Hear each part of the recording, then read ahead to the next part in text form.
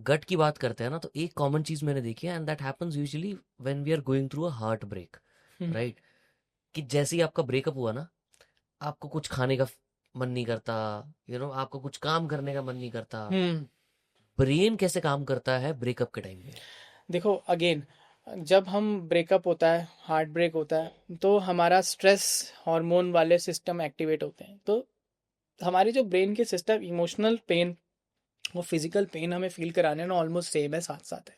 अच्छा। इसलिए हमें फिजिकली पेन वो फील होता है। हम्म। ठीक है, स्ट्रेस हार्मोन रिलीज हुआ, हार्ट ब्रेक हुआ, बुरा लगा, रोना आया, इमोशनल सिस्टम एक्टिवेट हुआ, साथ में स्ट्रेस हार्मोन रिलीज हुए। हम्म। स्ट्रेस हार्मोन ने सिंपैथेटिक सिस्टम एक्टिवेट कर दिया। सिंपैथेटिक सिस्टम ने क्या किया, हार्ट बीट इंक्रीज कर दी। हार्ट बीट इंक्रीज कर दी, थोड़ा चेस्ट में डिस्कम्फर्ट होने शुरू हो गया।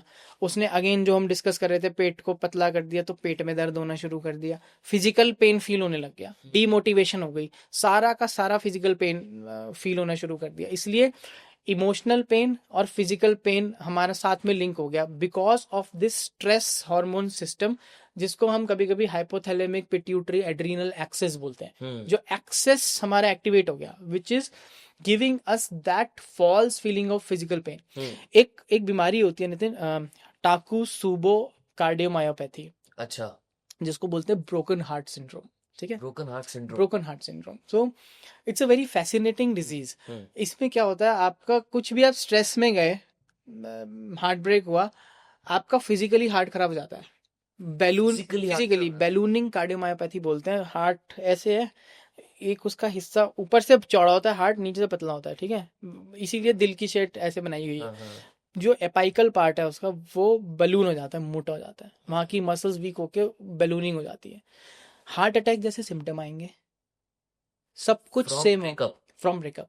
ठीक है, ब्रोकन हार्ट सिंड्रोम इसीलिए कहते हैं उसको, जापानीज टर्म है, क्यों है वो भी मैं बताता हूँ। ठीक है, सारे सिम्टम वही आएंगे, टेस्ट सारे नॉर्मल आएंगे, रिवर्सिबल कंडीशन है, रिवर्स भी हो जाता है स्ट्रेस चला गया तो, हाँ। सारा कुछ सेम है। तो जो इसका हार्ट का जो स्ट्रक्चर बनता है ना इसमें, वो जापान में कुछ ऑक्टोपस पकड़ने वाले जाल जैसा कुछ था सिमिलर, जिसको टाकुसुबो कहा जाता था। तो इसलिए उसको टाकुसुबो कार्डियोमायोपैथी बोलते हैं। हम्म। तो See, देखो मतलब इट्स सो मच लिंक्ड।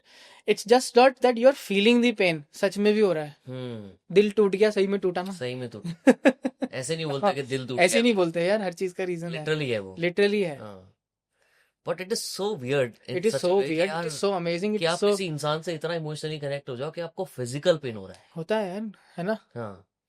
सोच के देखो, क्रेजी। It's actually crazy. या लेकिन बहुत बार ऐसा भी होता है कि हमें पता है कि वो इंसान हमारे लिए सही नहीं है, हाँ। कि उसने हमारे साथ पहले भी ऐसा किया है, हमने उसको तब भी माफ कर दिया, हम्म। अब फिर से वही चीज वो कर रहा है, हम्म। अब हम फिर से उसको माफ करेंगे और फिर थर्ड टाइम वापस उसके पास जाएंगे, hmm. Right? Why do we repeat such toxic patterns? क्योंकि हमारा ना, हमने वैसे वायर बना लिए अपने ब्रेन में। Hmm. Again, nerves, your neurons that fire together wire together. ठीक है, सिंपल सी बात है। सपोज एग्जांपल और दे रहा हूँ, मेरा कंप्लेनिंग नेचर है, हम्म। मैं कहीं घुसता हूँ हमेशा कंप्लेन करता हूँ, ये क्या बकवास है, ये कैसे है, मैंने एक बार किया, दो बार किया, 10 बार किया, मेरी ना वायर बन गई। सही जगह आके भी मैं कंप्लेन कर दूंगा, हम्म। ये ठीक नहीं है, ये बकवास है, ये नहीं है। ठीक है, तो एक बार मैं, सपोज एग्जांपल, मैं एक्स लड़की के साथ हूँ, और मैंने उसके साथ अच्छा टाइम स्पेंड किया, वो मेरा रिवॉर्ड सिस्टम अच्छे से एक्टिवेट होता है उससे। बट गड़बड़ हुई, टॉक्सिक रिलेशनशिप था, जो भी था, हमने टाटा बाय बाय कह दी। लेकिन मेरा रिवॉर्ड सिस्टम मुझे कह रहा है मुझे वो रिवॉर्ड वापस चाहिए। हम्म। ठीक है, मुझे वो किक वापस चाहिए। मैं वापस गया, ठीक है, हम, वो दोबारा वो रिवॉर्ड सिस्टम एक्टिवेट हुआ, चीज़ें सही रही, फिर वो टॉक्सिसिटी आ गई। अब जब ये दो दो बार हो गया, तो मेरे सिस्टम में ना एक वो न्यूरल लूप बन गया, हम्म। और वो लूप बार बार रिपीट होता गया। क्यों? क्योंकि मेरा वो लूप बना हुआ है ब्रेन में, उसको लग रहा है यही सही है। हम्म। कहीं ना कहीं जो मेरा रैशनल थिंकिंग वाला ब्रेन है, फ्रंटल ब्रेन, रैशनल, हमें रैशनैलिटी बताता है, हम्म। हमें पता है वो गलत है, वो कह रहा है वो गलत है, लेकिन मेरा डोपामिन सिस्टम इतना ओवरवेलम हो रखा है कि मुझे नहीं समझ में आ रहा। हाँ। इसी को हमें डिटॉक्स करना होता है, इसी को ही कहते हैं dopamine detox, dopamine detoxicity. How do we break this like pattern? इस जो लूप है, वो उस लूप को ब्रेक करने का क्या सही तरीका रहता है? आइडेंटिफाई करो हम्म। रैशनैलिटी से कि ये गलत है, engage in something more rewarding, हाँ which is good for you. Engage, जैसे बोलते हैं ना, किसी हॉबी में एंगेज हो जाओ, हाँ which is giving you more kick. Art practice करो, पेंटिंग प्रैक्टिस करो, go mountaineering, go hiking, activate your dopaminergic system in some in other some other way, which will give you the same kick without the toxic effects way of that.